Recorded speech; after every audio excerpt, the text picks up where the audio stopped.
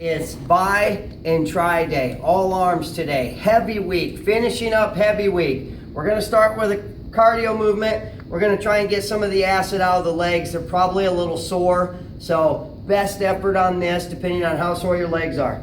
My nylon strap, all I'm going to do is I'm going to put this right here in my shoe or around my shoe. Okay? Same thing with the other side. I'm going to put it around my shoe, under my tread. I'm going to squat down. I'm going to place the foam over my neck here. Okay? Now what I don't want is I don't want my hips coming up. I don't want to be bent over. I want to be here. Okay? In a good squat position. All I'm going to do is I'm going to do forward squat jumps right here. Okay? So I'm squatting. It's going to be weird the first couple. So you're going to have to be prepared. Okay? Don't go crazy. Go ease into it, okay? Just go a little bit at a time, and then as you start getting better at it, you can get a little bit more, okay? They're going to be tough movements. Now, modified, I'll take one off right here. I'll hold it in my hand, okay? And it's going to be a little bit easier that way. So, 2 is pretty tough. 1, still pretty hard. Do as many as you can. When you get to the point of fatigue and you just can't do anymore, take it off, go to rest. It's 2 minutes. Recovery is okay. Okay, our next movement, guys, is our plyo movement. We're going to go plated, low rope jump overs. They're tough. I'm going to go as many as I can. I may have to rest for a little bit. I want to go the whole 2 minutes here. I can change my plate. Maybe I'll do some of them here at my chest. I might do some overhead. It's kind of tough overhead. But right here, my feet are together, hitting my jump overs, back and forth.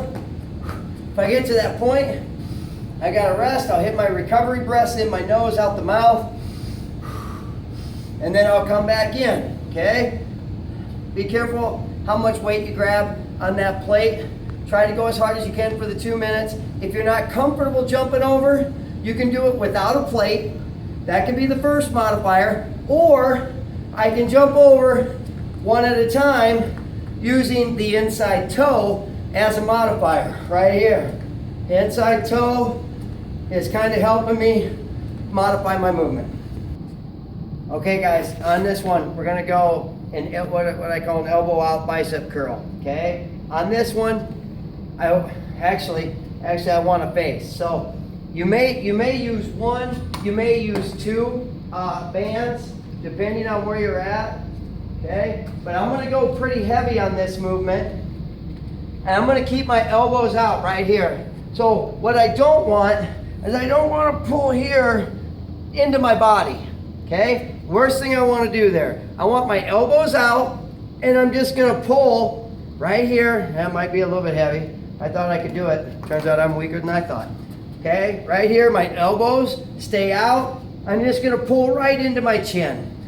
Right into my chin.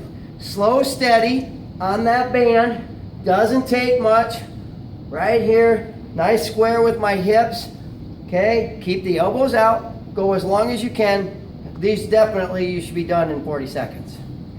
Next movement on the TRX bands, guys, is gonna be a flip grip chest press, okay? So, pretty specific here on what we want.